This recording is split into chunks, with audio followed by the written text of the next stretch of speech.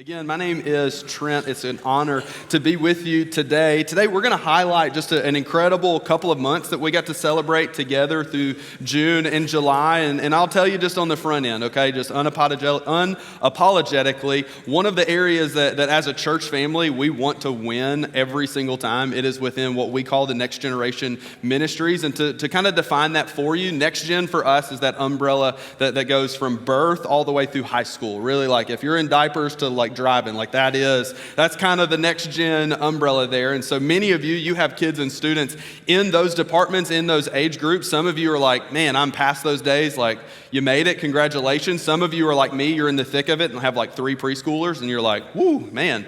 And it's just somewhere, y'all, and then everywhere in between on that, right? There's a number of ways that we can be, but man, I'm gonna tell you, if there's a place that we wanna see the church grow and see the church thrive, it is in that coming generation. It is in those students that are emerging from there. And here's like the best news ever. Like I'm gonna give you like a little teaser, because some of you kind of feel that tension of like you graduate and then where do you go next? Like what do you do? And for those people that kind of feel that, we're right on the cusp of launching a young adult ministry that kind of spans that post high school, right? The 18 to that ambiguous 29-ish, that just in that range. And so let me tell you, if that's you, if you fall into that category, or you're the parent of somebody in that category, because I know that's a huge weight that a lot of parents feel as well, sign up on that digital connection card that you want more information about young adult ministry, okay? It's on that connection card. When you fill that out, if you already filled it out, good news, you can do it twice, but fill it out on that digital connection card, say, I want to know more about young adult ministry, and you'll be in the loop, and you'll be in on all things that. But going back into what we did this summer and what we were able to be a part of is really celebrating and looking back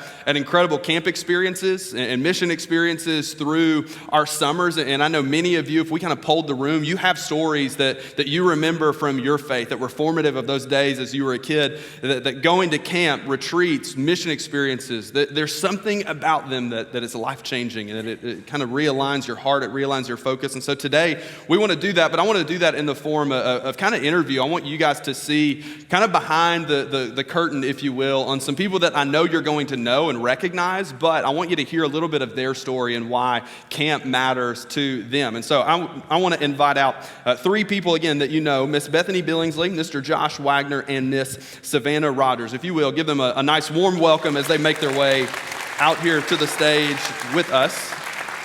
Look at that. Yeah. That's good. There we go. As we start, now, like I said, we kind of know you, at least, have a little familiarity with each other. But for all of us that don't know, if you could just kind of introduce yourself, what you do in the real world, real life stuff, but then also like how you fit in here, where do you serve here within kind of Next Gen at NorthField? Okay, so I'm Bethany. I have been a high school teacher this is my 24th year, and thank you. Hey. I never have gotten applause for that. Wow. Thank you. Yes, I'm a math education major, and been teaching math and Bible, and just this year, starting a new endeavor with school counseling at Good Pasture. So that is what I do in real life. And then Sunday mornings and Wednesday nights and scattered throughout, I have the honor and the blessing to serve with our high school students. And it is a joy. It's always what I wanted to do. And even in my latter years, I'm still getting to do that. And it's awesome. And they just make me feel really like I'm 18 or younger. So it's wonderful. Mm-hmm. I love it. I'm Josh. In my real life, outside of church, I work in IT. As I said before in the prior service, it's not really a lucrative job that I do. It is a job that just does what I got to do. So it's not as fun as working with youth. But I enjoy it nonetheless. But outside of my normal job, when I'm here, I lead worship for the students, whether in high school, high school, middle school, whether Wednesday nights or Sunday mornings. And I'm not as old as Bethany, as she alluded to earlier, but it is one of those things that I've been working in this realm for a long time now, and I really do. I have to agree with her. I think working with the youth kind of helps us stay a little young. So that's me. Hi, I'm Savannah, and my real job is actually here at the church. I get to work as the kids ministry director here at NorthField, and I volunteer with our student ministry. I help Josh lead worship, and then I kind of just do whatever I'm told. Like, yeah. Okay. Yeah, that's it. Just for those of you keeping score at home, that was 1 for Josh, none for Bethany. There's a lovely, friendly competition that goes on here. I'm just going to tell you right now, there's some chaotic good that's happening here, and it is going to show through. And so just for those of you keeping score, that's how it is. Now, what I love about the three of you, and really there's so many of you that could have been in these seats as well, but what I love about the three of you is you guys just exude camp. Like when it comes to camp and those experiences, like you are all in, you're always there. And so what I want to know is, where did that come from? Like that doesn't just happen. Where did that love for camp, all things camp, come from? So Savannah, I'll start with you and we'll kind of work it back this way, but what is that for you?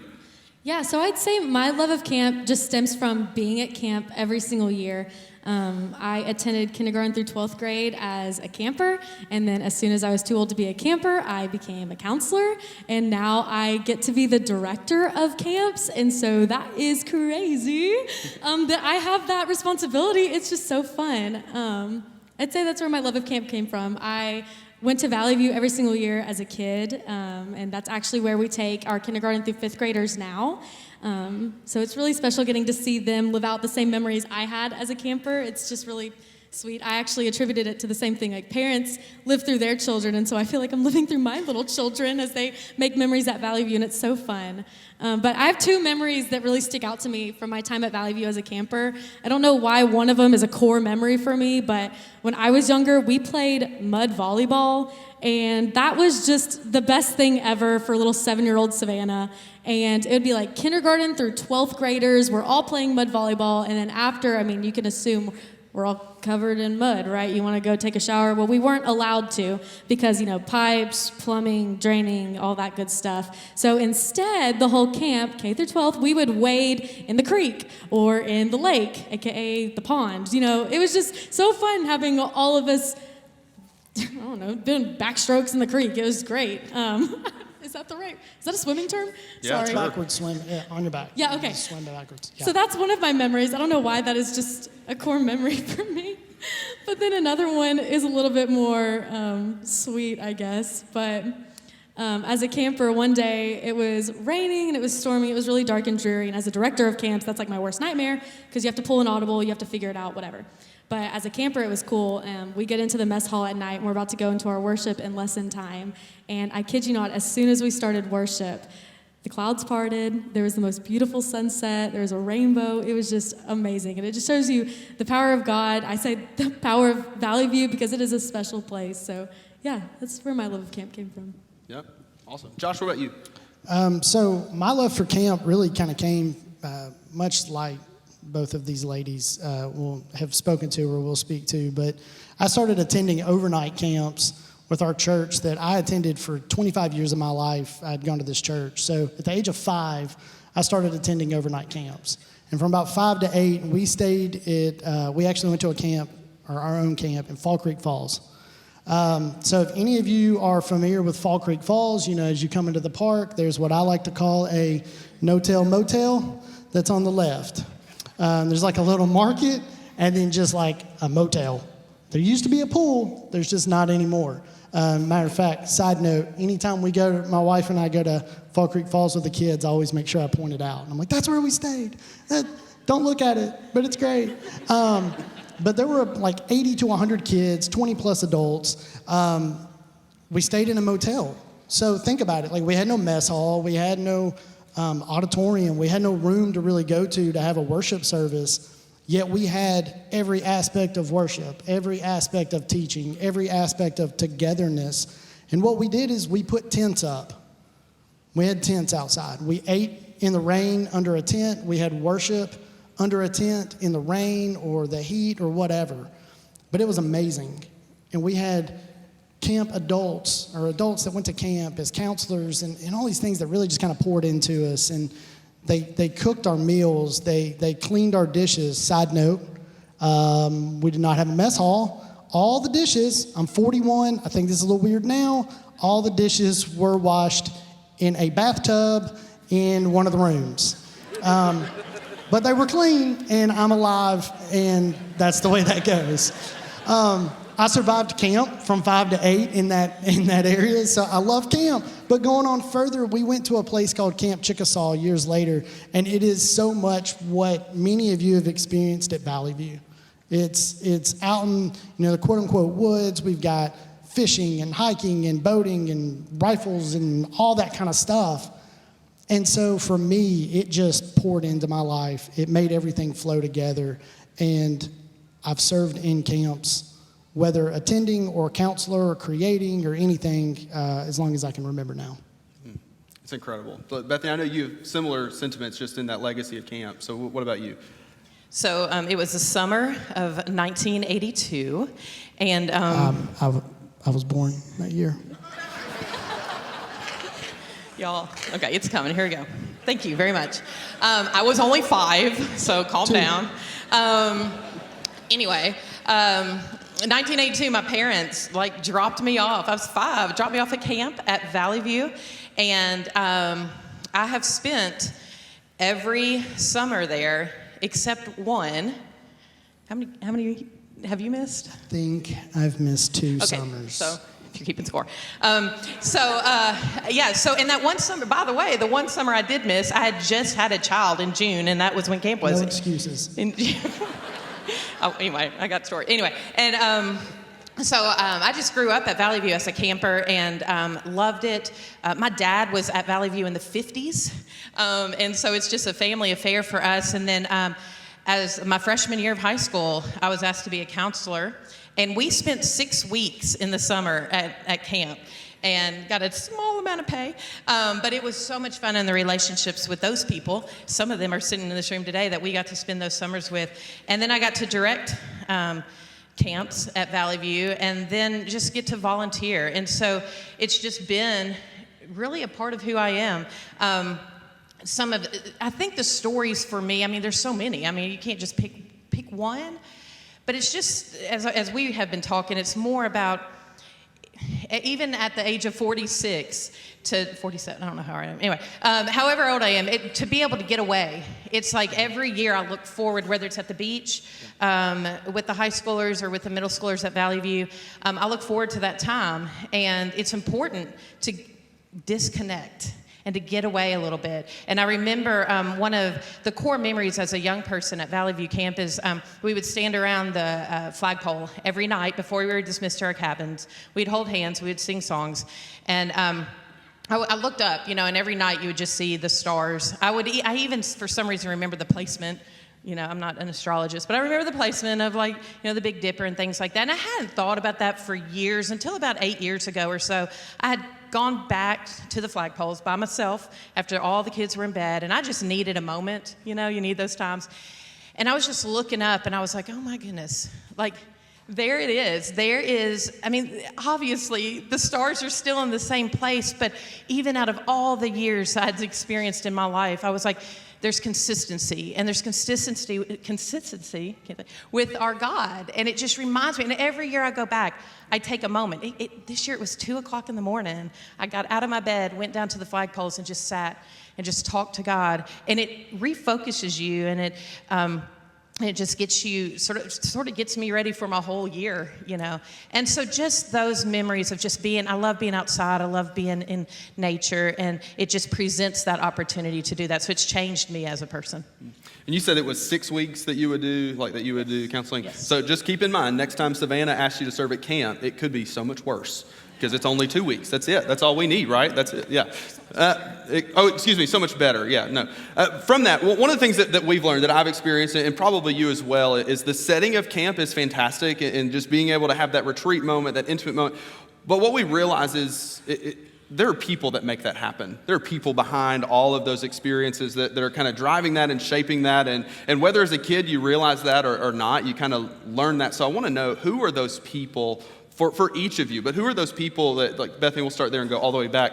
But who was it that really made those camp experiences a reality for you? I wish I could just name all the counselors I've had and all the people I've gotten to work with. One comes to mind, and I don't even know, I was sort of looking to see if she's here right now, but if you know Tammy Hunley Carver, I don't know if she's here, but she was one of my first counselors, and And her parents, her family was so involved through their lifetime at camp. And I just remember thinking, man, I looked up to them so much. And they invested in me. And they also had some fun, at camp as counselors. But I knew that they were there for me. And then as I got older, I got to work with, some of y'all know, a man named Stephen Hayes. And we got to work side by side directing camp. And what was neat about that and watching him lead, he's creative, he has that dry humor, he's hilarious, and I couldn't bring that to the table as much, and so I was that workhorse in the back, just keeping things going. So I learned that no matter what, I have talents that I can bring and help lead, and I learned a lot from him and how we played off of each other and ran a camp together, and then now that I'm getting from the point of view I'm at now in my age, we go to camp in the summer and I watch Savannah. And throughout the year as we're talking about camp and her excitement about camp, and it just fires me up, and I'm like, I'm going to continue to do this till I'm 90. I mean, we got this, But I just see a lot of myself in her at a younger age where she can be that excitement and be there for them. And I see that in her. And so I know the future is just wonderful. And it makes me feel so good because we can just pass the baton and it's going to be wonderful for her. But there's just so many people that it's just hard to narrow it down. So. Yeah. Josh, you talked about somebody special. Tell us about Brother Dennis to you. Oh, Brother Dennis. Yeah. So Brother Dennis was a short Italian man who had a laugh that you could hear from like 3 miles away. It was very contagious almost.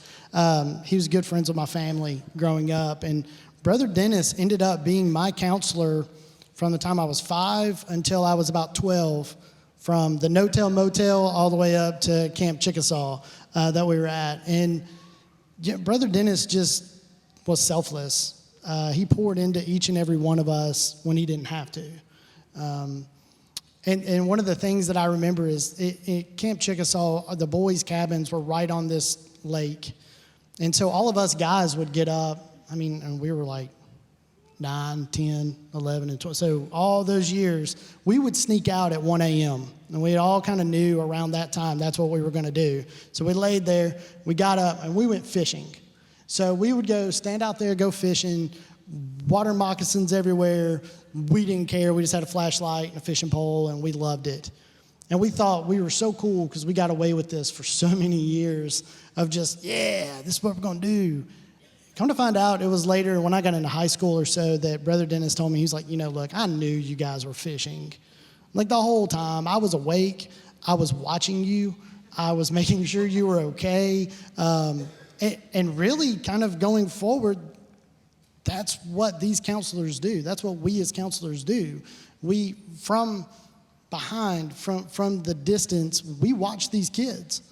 And he was able to hold my hand and walk alongside of me in my walk with Christ, not in front of me. He wasn't dragging me, quote unquote, to the cross. He was helping me get there, along with so many others. But, this is also the same guy that when I was between 5 and 8 in the no-tell motel, I didn't shower the entire first week of camp. Like, my first year at camp, I was like, listen, we go to the pool, breakfast, lunch, and dinner. I'm clean. Like, that's as good as it gets. But he was kind enough to not tell on me during the week. He waited till we got home. He made me call my parents at night. We learned in the first service that Savannah does not know what a collect call is. We had a payphone. I know what payphones are. I think that should bode well That's for me. That's a step in the right direction. But we called our parents every single night. And I think I just learned so much from him, just not only how to lead, but how to be there as a mentor and not push kids, but to follow along with them and help get them there. So there's always one. There's always one kid that just... And it was you. That's okay. Savannah, tell us about you, because you had some heroes with your camp experience as well. So mine was similar to Josh's in that I had 3 leaders that I can think of off the top of my head that were super consistent in my time at Valley View K through 12. And 2 of them actually attend here today. I don't see one of them, but her name is Lori Chambers. I think I had her all through elementary and probably early middle school as well. And the other one is Dana Anderson over there, who's actually Haley's mom. And they were my camp counselors just a majority of my childhood. And something that I took from them is I'm not a mom, but I have learned a nurturing tendency for our kids who get homesick throughout the week. Like, somebody's got to play mama, and what better person than me? I have no practice, so I'm just getting ready for it. But I get to be that motherly figure for the kids who just get homesick at the very beginning of the week. So I think I got that from them. And then the third person, her name is Leslie Carmack. And while I did get those nurturing tendencies also from her, I also got a very competitive nature from her, a smack-talking nature from her. And she was a great leader. Don't get me, she was awesome. And I had her my late middle school into my high school age. And I can remember Leslie was really good at one moment she's leading us in a devotional and a Bible study, and then the next minute she's blowing a whistle in our face, yelling at us, smack-talking us on the game field, and she's wearing a shirt that says Games Director, and on the back of it, it says, "You're not bleeding, you're not trying hard enough." Like, it was intense. And I made a note to our 8 a.m. parents, I don't do that at camp with your kids. I don't say it out loud. I don't wear it on a shirt, but I'm thinking it for sure. But there's a lot of characteristics I pulled from them, and what's special about my relationship with them is that it expands far past my time as a camper at Valley View. I get to look up to them still today. I get to see them still today. I talk to them still today, and they play a very vital role in my life. And so I'm grateful that that relationship has spanned far past those times. If I could just kind of pause for a second, I hope that as you guys are hearing this, that just all of these connections are coming up in your heads too, of these counselors and these people who, it may have been a week, but it was so much more than a week, wasn't it? So I just encourage you, feel free, get your phone out right now. If you want to text that person, call that person. If you want to start writing a letter, please do.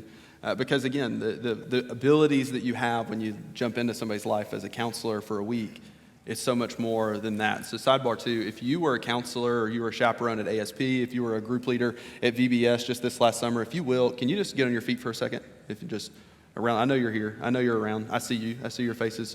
Where's our camp counselors? Where's our VBS people? Yep. Don't be shy. Don't be shy. There it is. Yeah, I know.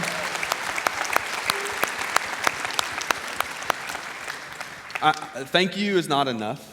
It's not, but I hope that as you're hearing these stories, that some of the richness and the fullness that comes from giving and serving from yourself, it's not wasted. Please hear that. It's not wasted, because it forms and it builds something within the lives of students and as they're continuing to grow. And so thank you guys for modeling that, for not only seeing that, but then modeling that for what that looks like to those that will come behind. Because Savannah, there will come a day that you'll pass the torch on, just kind of like Bethany has, but we'll still have this ability to do this together. It's going to be incredible to watch and for us to see. And so to kind of wind us down, here's what I want to do. Just 30 seconds or less. If you could kind of answer the question is, as you've walked with Jesus for this long in your life, that's fantastic. But as you've begun to kind of pour back, as you've begun to look back and begun to walk alongside the next generation, so to speak, how have you seen that change you?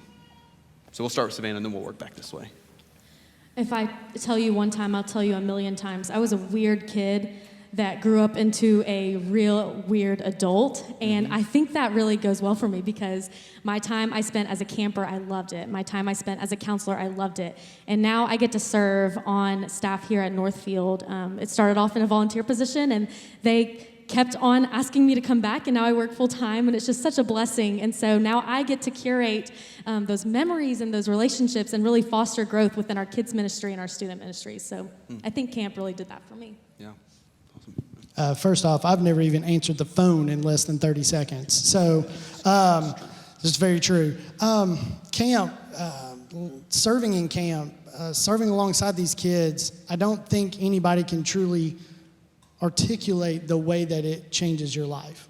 It's made me, it's helped make me a better person. It has shed light on areas that I can be a better husband, that I can be a better father. Because we're not only are we serving these children and these youth, we're also serving alongside of many adults, and I'm learning from them, and I'm learning how they handle situations and the things that pop up at camps that we really need that grace and that mercy, and just to sit back and say it's okay and we're going to make this work. The impact is too great to really sit here and give you, but know that by working with these kids and alongside these adults, I work to be a better person, a better husband, and a better father. So when I chose my career, back when I was at Lipscomb University, I actually went into Lipscomb going to be an accounting major for 2 years. I was doing accounting, and decided to be a teacher because I love children and I wanted to do that. But another reason is because I knew in the summers I could continue to volunteer at camp and volunteer at VBS and do those things that I love. And I thought, I don't want to give that up. And so I sort of based my career on that.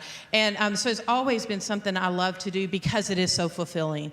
And, now as a mom of 2 girls who are experiencing camp, one even now going back and serving at camp, wow, that is when you start saying, oh, all those investments you make, all those hours, all those times away from your family, not getting paid, whatever that is.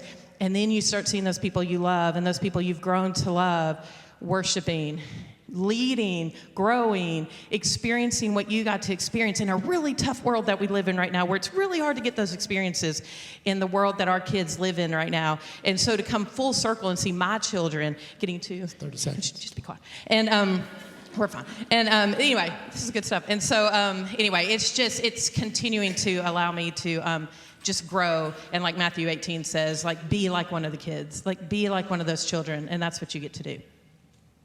If there is any truth about going to camp, is you get to be like a kid sometimes. So that is incredible. Hey, will you guys say thank you to this team right here? Thank you, guys. Thank you.